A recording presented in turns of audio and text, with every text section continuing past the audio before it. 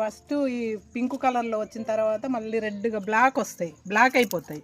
అప్పుడు మంచి టేస్ట్ ఉంటాయి. ఇప్పుడైతే ఇవి పుల్ల పుల్లగా ఉంటాయి. పండిన తర్వాత బాగా స్వీట్ ఉంటాయి ఇవి.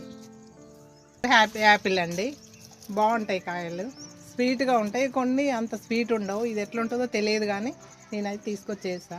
ఇప్పటికి 7 months ఏమో అవుతుంది. సీతాఫలం చెట్టు ఇది 2 years అవుతుంది.